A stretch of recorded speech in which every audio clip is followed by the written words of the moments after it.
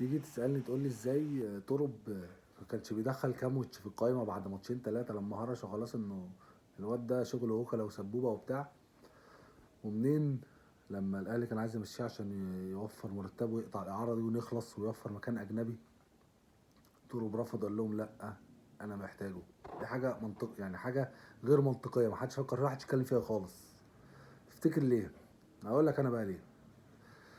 لان كاموتش في التوقف الدولي سافر على بلده في البرتغال وعمل بودكاست هناك، طلع في بودكاست مع حد هناك مشهور، بيعمل بودكاست في البرتغال، يعني زي عبد الرحمن مجدي كده عندنا. طلع اتكلم معاه وانتقد كتير في إدارة الأهلي، وهو كان محور الكلام انت ليه لحد دلوقتي مش ناجح مع الأهلي لدرجة ان انت بتطلع بره القايمة والحاجات دي. الغريبة قبل بس ما اقولك ان ماتش الترجي الأخير اللي الأهلي بلع فيه هنا في مصر 3-2 ده، الراجل كان مدخله القايمه ولا نزله اخر 5 دقايق. ما اعرفش ازاي هو اصلا يعني طلع محمد شريف بره القايمه اللي هو كان بدأ يلعبه ودخل كاموتش على الدكه، وكان مروان عثمان على الدكه، وراح لعب بن شرقي وكان بيعمل حاجات في منتهى الغرابه. ارجع لك تاني اقول لك ليه ترب صمم انه يبقى موجود عشان يقدره من الاخر. ليه؟ لانه في البودكاست ده كاموتش قال لك ايه؟ قال لك التدريب في مصر غير اوروبا وسهل وغير احترافي. يلا بقى، فالتدريب دي معناها انه في صلب المدرب بقى ده بيدي.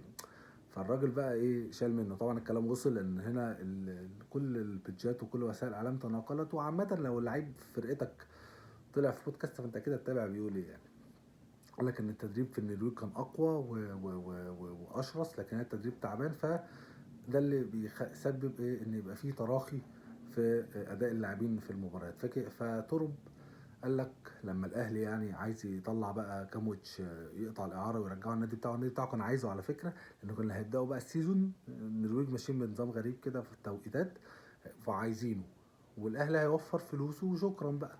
معرفش بقى موضوع ال 200,000 دولار ده ايه ظروفه، هيدفعوه مش هيدفعوه، مش دي كانت القصه. الاهلي ممكن يدفعه ويخلص منه عادي احسن ما يلبسه، ولكن ترب قال لهم انا عايزه عشان يقدروا، انا ما بعرفش ادرب، طب تعالى لي بقى، والله ما انت راجع النادي بتاعك وهتفضل قاعد هنا بره القايمه، وهنسيك الكوره، وعقبال ما الموسم بتاعنا يخلص شهر 6 بعد ال7 ماتشات دول، ولا في شهر 5 مش هتعرف ترجع النرويج تاني، لان هيكون الدوري بدأ والقيد قفل عندهم.